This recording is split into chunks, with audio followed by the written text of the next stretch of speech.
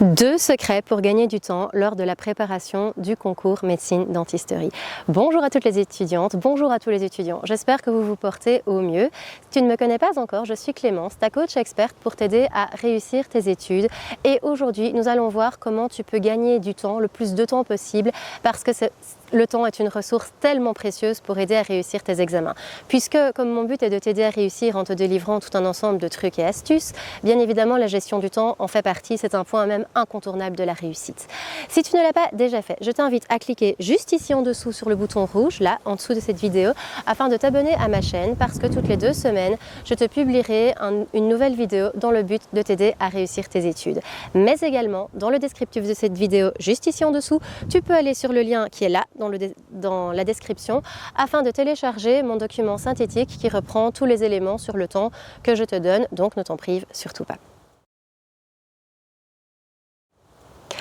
Avant de détailler les solutions, mes 2 grands secrets pour gérer efficacement ton temps, je vais d'abord te parler tout simplement de la thématique autour du temps, parce que on va déjà voir un petit peu comment les adultes gèrent leur temps. Alors pourquoi est-ce que je prends les adultes? Parce que simplement les adultes, surtout ceux de ton entourage, a priori si toi tu te lances vers des études ou si tu es déjà aux études, c'est probablement que dans ton entourage, il y a des adultes qui eux-mêmes ont fait des études, qui ont pu te donner cette idée. Donc les gens de ton entourage sont passés par là, sont passés par les études. Et pourquoi l'exemple des adultes est intéressant, c'est qu'un adulte, a priori, il a plus d'expérience qu'un étudiant, puisqu'il a plus d'années de vie. Donc a priori, un adulte est censé mieux gérer cette partie-là que toi. Alors, on va prendre simplement l'exemple d'adultes de ton entourage ou que tu connais. Pose-leur très simplement la question par rapport au temps. Demande-leur comment ils gèrent leur temps. Et puis, questionne-les un petit peu sur le temps qu'ils ont dans leur quotidien, par rapport à leur boulot, par rapport à leurs implications et tout ça. Et fais un petit sondage, tu demandes à quelques personnes autour de toi. Et en fait, même avant d'aller faire les sondages, bien souvent, malheureusement, tu n'auras même pas besoin de le faire parce que tu as déjà très probablement entendu des plaintes de la part de ces mêmes adultes qui se plaignent de ne pas avoir assez de temps, qui se plaignent de ne pas avoir le temps pour faire telle ou telle chose, qui regrettent le manque de temps et qui n'ont pas de temps pour soit de se reposer, soit de se détendre, soit de faire certaines obligations, ça crée du stress, etc. Je suis certaine que tu vois de quoi je parle, tu as sûrement entendu des gens te dire « Ah mais j'ai pas le temps, j'ai pas le temps ». Voilà, le manque de temps est vraiment un problème de ce siècle, c'est vraiment une thématique très compliquée.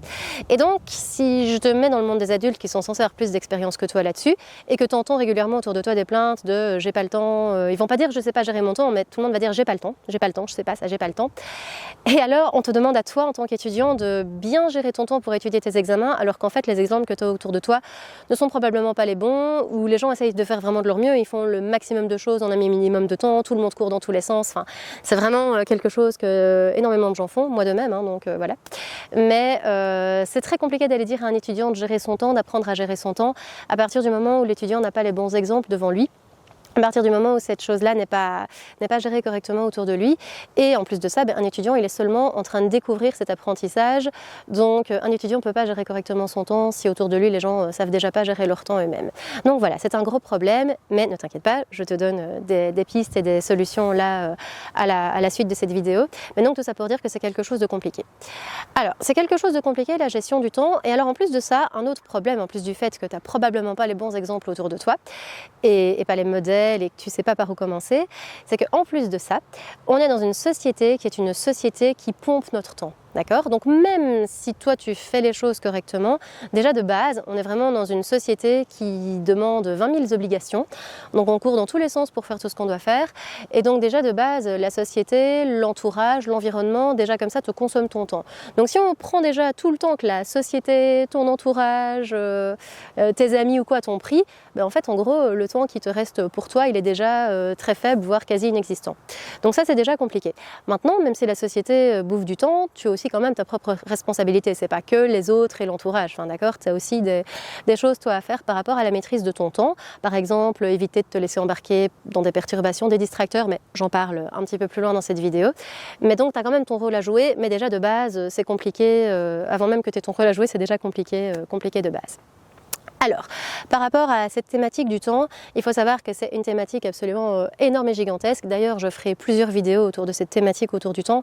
De un, parce que c'est une thématique super importante, et de deux, parce qu'il y a énormément de choses à dire. Donc c'est pas là ici dans cette vidéo que je vais pouvoir tout reprendre. Cette vidéo-ci, en fait, elle va juste prendre des exemples. Donc évidemment, si je dis des exemples, ça veut dire qu'il y a plein d'autres choses à ajouter, d'accord? Donc je vais juste prendre des exemples de problèmes autour du temps et de pistes. Dans les pistes que je vais te reprendre, c'est notamment là les 2 secrets, mais bien évidemment il y a d'autres choses que ces 2 secrets-là. Mais en tout cas, c'est les 2 secrets que je t'ai annoncés que je reprendrai dans les solutions. Mais quoi qu'il en soit, ce sera à compléter. Et d'ailleurs, je t'inviterai même à compléter aussi à travers tes commentaires pour justement donner plein de pistes aussi et suggestions, de manière à ce que les futures vidéos que je vais faire autour du temps puissent être densifiées, puissent aller creuser d'autres sous-thématiques derrière cette grosse thématique globale qui est le temps. Alors, au niveau des problèmes autour du temps, j'en identifie déjà 2 principaux. Alors les 2 problèmes principaux, c'est premièrement les bouffeurs de temps, et le deuxième problème, c'est le fait d'avoir une organisation temporelle qui peut être compliquée. Alors, au niveau des bouffeurs de temps, alors les bouffeurs de temps, donc c'est vraiment littéralement ceux qui te mangent du temps. Je ne suis pas en train ici de juger sur ce qui est important, essentiel, de ce qu'on pourrait éliminer comme bouffeur de temps. Je parle vraiment de tous les bouffeurs du temps. Donc si par exemple tu es ici en 6e secondaire et que tu t'apprêtes à rentrer à l'université, même l'école en soi, même si on ne va pas polémiquer sur le fait que l'école est importante et tout ça, mais simplement le fait que tu sois à l'école toute la journée, tout le temps où tu es à l'école, c'est du temps que tu n'as pas pour étudier, pour préparer ton examen. Donc rien que par rapport à ça, oui, l'école te bouffe du temps, même si c'est quelque chose d'important, en tout cas ça te prend du temps. Voilà, il y a aussi des obligations, des impératifs, voilà, tu peux avoir des obligations familiales, des responsabilités si tu es engagé par exemple dans des mouvements de jeunesse ou autres activités. Et donc, voilà, ces bouffeurs de temps, ils sont là. Après, il y a aussi les bouffeurs de temps qui sont plus vicieux et ceux qu'on pourrait mettre de côté, qu'on pourrait éliminer. Je parle par exemple de tout ce qui concerne les distracteurs, les écrans, les réseaux sociaux, GSM, ordinateurs et que sais-je. Tous les distracteurs, et même pas spécialement un distracteur, genre tu as ton téléphone là comme ça en main, mais même les distracteurs mentaux. Tu vois, parfois tu n'as rien sous les yeux, mais dans ton esprit, tu es en train de rêver, tu es ailleurs, tu n'es pas à ce que tu fais, tu n'es pas en train... tu essayes d'étudier, genre tu as tes feuilles devant toi, mais tu penses à tout à fait autre chose, donc tu es quand même distrait de toute façon, sans qu'il y ait un distracteur physique là clairement identifiable. Là, le distracteur, ce sont tes pensées et ton cerveau que tu ne parviens pas à arrêter. Donc voilà, il y a tous les bouffeurs de temps, qu'ils soient positifs, négatifs, voilà, mais en tout cas tout ce qui te consomme du temps. Et puis, comme je te l'avais dit, le deuxième problème, c'est tout le problème autour de la gestion du temps, de l'emploi du temps. Alors autour de tout ton emploi du temps, de la manière dont toi tu vas décider d'allouer ton temps pour telle ou telle tâche, eh bien déjà dans ton emploi du temps il peut être surchargé. Et donc s'il est surchargé, tu ne sais pas aller partout à la fois. Il peut être aussi sous-chargé, même si ça c'est quand même plus rare, mais malgré tout, si dans ton emploi du temps, tu ne mets pas toutes les tâches que tu es censé faire pour l'étude, toutes les tâches que tu n'as pas mises dans ton emploi du temps, elles ne vont pas se faire toutes seules comme par magie, donc il faut bien les caser à un moment. Alors par rapport à ton emploi du temps, il y a aussi le fait d'avoir une mauvaise estimation, voire une absence d'estimation du temps que va te prendre telle ou telle tâche. Donc pour une tâche d'étude que tu dois faire, idéalement, ce serait de pouvoir te dire, ok, pour faire ça, je vais avoir besoin d'une demi-heure ou de 2 heures ou de 3 fois 1 heure, une première fois pour dégrossir, une deuxième fois pour vraiment consolider, une troisième fois pour réviser. Voilà, tu peux te dire, voilà, je vais prendre autant de temps et en fait, tu prends le triple du temps parce que tu as mal estimé ton temps. Et le pire, évidemment, c'est de ne pas l'estimer du tout, c'est de te dire, oh, je vais faire cette tâche-là sans même avoir une idée du temps qu'elle va pouvoir te prendre parce que là, alors, tu risques de t'étendre ou de ne jamais la finir ou autre. Donc ça ne va pas non plus. Alors après, dans les problèmes par rapport à l'emploi du temps, il y a aussi tout ce que tu vas décider de remettre à plus tard, parce que souvent, quand on remet à plus tard, on remet beaucoup de fois à plus tard, et puis après, on remet à soit trop tard, soit à jamais. Donc ça, c'est aussi un problème, c'est ce qu'on appelle la procrastination. Voilà, donc autour de l'emploi du temps, en fait, il y a vraiment toute la manière dont tu vas gérer ton temps, alors aussi ton plan d'études, comment est-ce que tu vas remplir ton plan d'études. Alors un plan d'études, il faut qu'il soit réaliste, réalisable, il faut qu'il soit complet. Si dans ton plan d'études, tu ne mets pas toutes les tâches d'études, tu ne sauras pas te tenir à tout ce que tu dois faire, donc ça ne va pas. Et je vais venir après avec, je vais détailler les bons plans d'études versus les mauvais plans d'études à la suite. Mais voilà, comme ça tu vois grosso modo les 2 problèmes que tu peux vraiment avoir, donc les bouffeurs de temps et tous les problèmes vraiment autour de toute la gestion du temps, de l'organisation de ton emploi du temps. Alors maintenant que je t'ai détaillé ces problèmes, j'aimerais bien que tu me notes en commentaire, toi, quels sont tes bouffeurs de temps, les tiens ou même tout simplement les bouffeurs de temps que tu pourrais estimer, imaginer, te dire ah oui, ça c'est un problème, même si toi-même t'es pas concerné, ben voilà, d'autres étudiants pourraient se sentir concernés par rapport à ce que toi tu noterais. Donc vraiment de noter les bouffeurs de temps que tu identifies ou même quels seraient les tiens. Et même à la limite, par rapport à tes bouffeurs de temps, une fois que tu as identifié les tiens ou d'autres, essaye de mettre systématiquement, tiens, quelles pourraient être les solutions, quelles pourraient être les pistes, quelles pourraient être les voies d'amélioration par rapport à ces bouffeurs de temps. Tu peux faire pareil par rapport à tout ce qui concerne l'organisation, la gestion de ton emploi du temps. Pareil, tiens, comment est-ce que toi tu gères ton temps? Est-ce que tu as un emploi du temps? Comment est-ce que tu remplis ton emploi du temps? Est-ce que tu as des difficultés de remplissage de ton emploi du temps? Est-ce que tu as des points où tu te rends compte que ça fonctionne bien pour toi? D'autres questions que tu aurais autour de ton emploi du temps pour lesquelles moi aussi je peux te répondre, soit en commentaire aussi, soit à travers une nouvelle vidéo. Mais donc voilà, comment tu t'organises et pour toi, quelle est une bonne organisation du temps? Comment est-ce que tu as tendance à fonctionner? Est-ce que tu surcharges et puis après tu as pris du retard, tu concrétises pas et puis tu es démotivé, tu stresses? Est-ce que voilà, tout ça, je serais très curieuse de lire ce que tu as à me noter et aussi de même pour créer d'autres futures vidéos qui développent ces points-là. Alors, maintenant que ces problèmes et que cette invitation au commentaire est faite, je vais maintenant te délivrer les deux grands secrets que je vois. Alors, les deux grands secrets, c'est premièrement, dompter les bouffeurs de temps. Deuxièmement, avoir une planification en béton armé. Alors, par rapport à ces bouffeurs de temps, donc comme je te l'ai dit, ils étaient de différents types, réseaux sociaux, distracteurs, obligations et autres. Alors ici, l'idée, en plus d'identifier tous ces bouffeurs de temps, vraiment de pouvoir les noter, vraiment note tous les bouffeurs de temps que tu as et en commentaire et pour toi-même, parce que justement, tous les bouffeurs de temps que tu notes, tu peux après essayer de trouver des solutions pour les éliminer. L'idée, c'est de les éliminer pour ceux qui sont éliminables. Maintenant, il y a des bouffeurs de temps autour desquels tu peux gérer tout ça et optimiser. Par exemple, tu as un ami qui va te téléphoner pour te poser une question sur le cours ou quoi. Alors, tu n'avais pas prévu qu'il te téléphone spécialement à ce moment-là, donc tu vas être interrompu peut-être dans ton étude si tu étais en train d'étudier. Maintenant, ton ami qui te téléphone sur un cours et puis vous discutez du cours, tu réponds aux questions, vous avancez là-dessus, ok, ça t'a consommé du temps, mais d'une autre manière, d'avoir abordé ce point de cours-là, ça t'en a fait gagner, puisque tu as avancé sur ce point de matière sur lequel ton ami t'a amené, vous avez discuté de ça, et donc malgré tout, tu as perdu du temps d'un côté, mais tu en as gagné de l'autre, c'est que tu as travaillé et tu as amélioré ce point de matière qui était peut-être, peut-être que tu connaissais déjà, mais voilà, soit ça te l'a fait réviser, soit ça t'a fait te poser les bonnes questions sur des trucs qui étaient peut-être un peu délicats, ça t'a mis en évidence des pièges potentiels parce que ton ami t'a justement posé la question et ça t'a amené à devoir y réfléchir, reconsidérer. Donc ça, par exemple, au final, c'est un gain de temps. Tu pourrais avoir, par exemple, une sortie que tu fais avec des potes, ou autre. Alors forcément, pendant que tu es en train de sortir, oui, tu n'es pas en train d'étudier. Maintenant, ta sortie peut être quelque chose qui te fasse du bien, qui te ressource, qui te revigore. Et après, une fois que tu retournes dans l'étude, tu es remotivé. Et donc, comme tu as eu ta sortie, que ça t'a fait du bien, tu es reparti du bon pied, tu as parlé avec quelqu'un que tu apprécies beaucoup. Et cette personne t'a vraiment donné les petits conseils, t'a vraiment reboosté. Et donc après, tu es bien reparti. Donc oui, le temps de la sortie, ok, on va dire tu l'as perdu. Maintenant, après, tu gagnes en efficacité parce que tu es bien relancé, tu es bien reparti. Ça, c'est positif aussi. Et puis après, pour tout le temps que tu utilises de base, par exemple, si tu vas à l'école ou à l'université en transport en commun, par exemple, sur le temps de tes trajets, a priori, tu ne fais rien, probablement à part pianoter sur ton téléphone. Il n'y a pas grand monde qui fait beaucoup de choses pendant les trajets. Au lieu de perdre ton temps pendant un trajet, ce que tu peux faire, c'est de te dire, ok, j'utilise mon trajet pour l'étude. Et donc, simplement pour l'étude ou pour renoter un truc sur une synthèse ou refaire des exercices de physique, de n'importe. Enfin voilà, tu fais quelque chose pendant que tu es en train de faire ton trajet, comme ça le temps de ton trajet, il est rentabilisé parce que tu as avancé en même temps sur autre chose. Ou bien tu utilises le temps de ton trajet pour faire plein de petits trucs que tu es censé faire, soit du travail scolaire pur et dur si tu es en 6e secondaire, comme ça au moins, pendant que tu as fait ce travail-là sur ton temps de trajet, une fois que tu rentres chez toi, ce travail scolaire est fait, donc tu peux passer à la préparation du concours médecine par exemple. Voilà, donc des petites choses comme ça pour vraiment optimiser ton temps et éliminer tous les bouffeurs de temps, enfin tous les bouffeurs, tous ceux qui sont éliminables ou en tout cas ceux qui ne sont pas éliminables, essayer de les réorganiser dans un planning intéressant.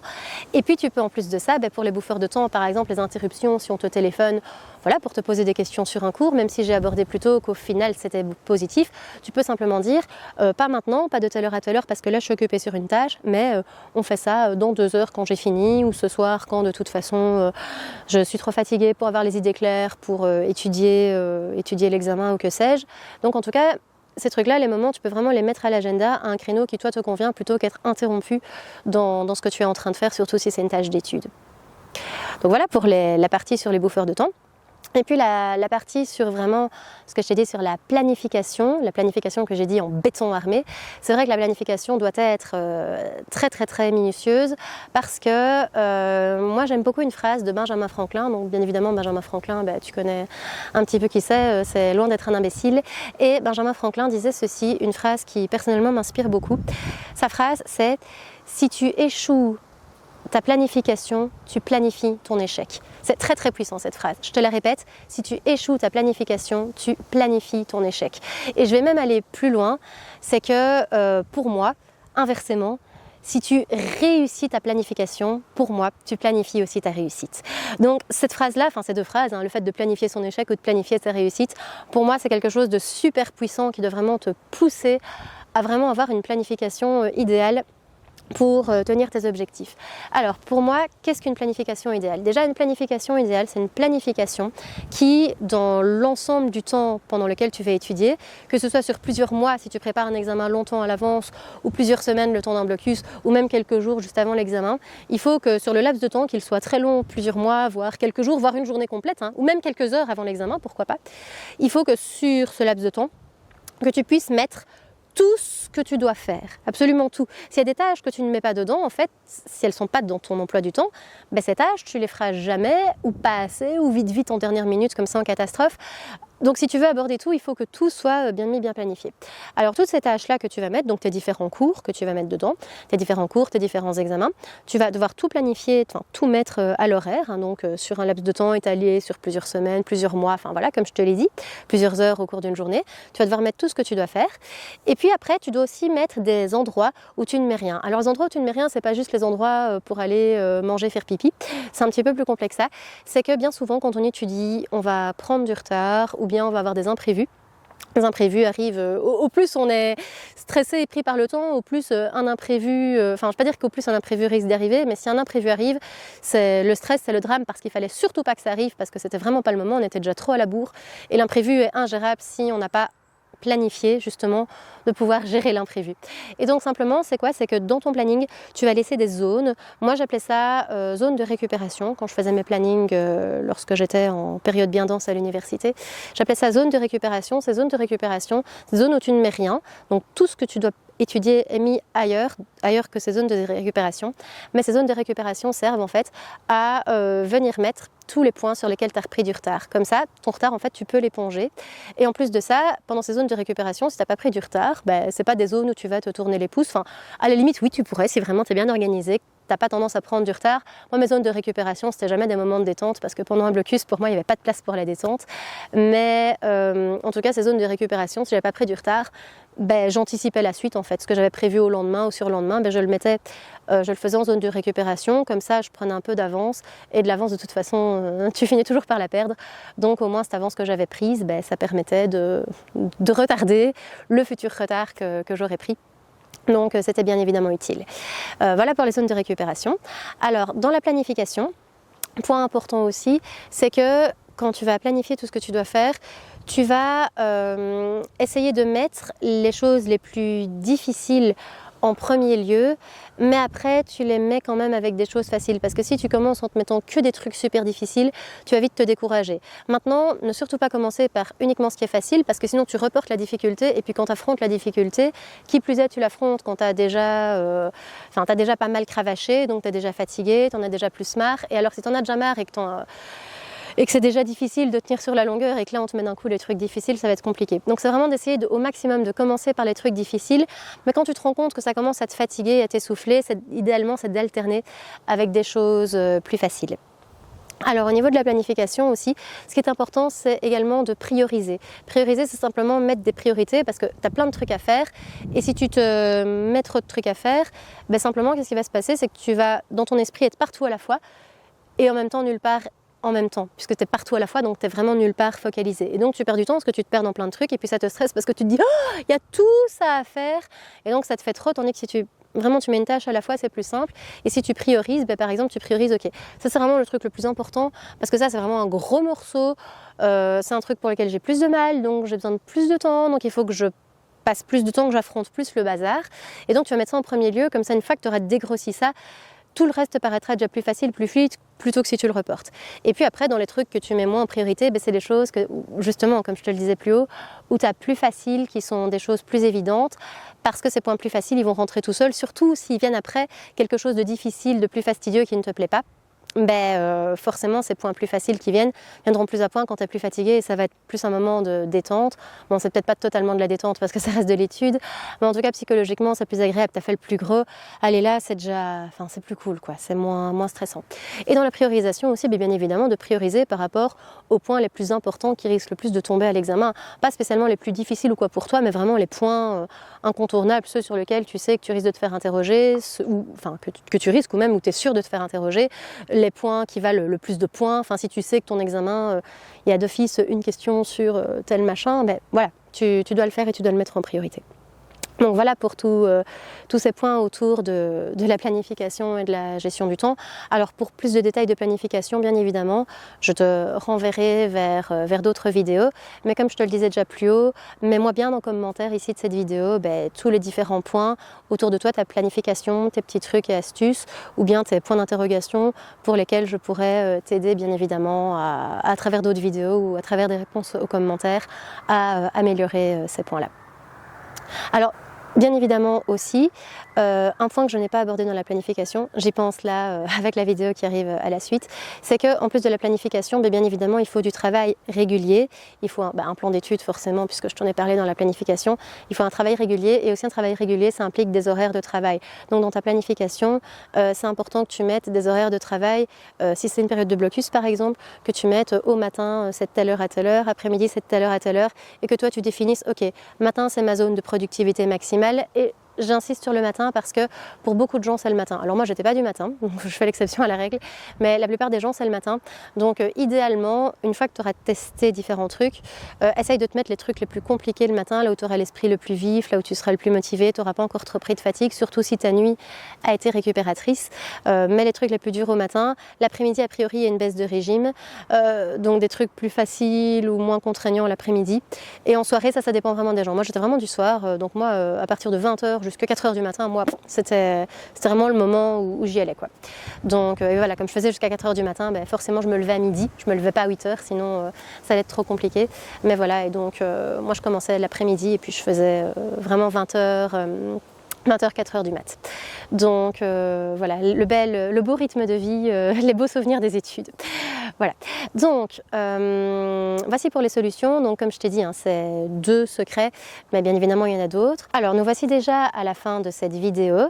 Alors si tu ne l'as pas encore fait, je t'invite à cliquer sur le bouton rouge juste ici en dessous. Également télécharger le document là dans le descriptif de la chaîne. N'oublie pas tous les commentaires que je t'ai demandé de me noter. Et je te dis à dans 2 semaines pour une prochaine vidéo. Ciao!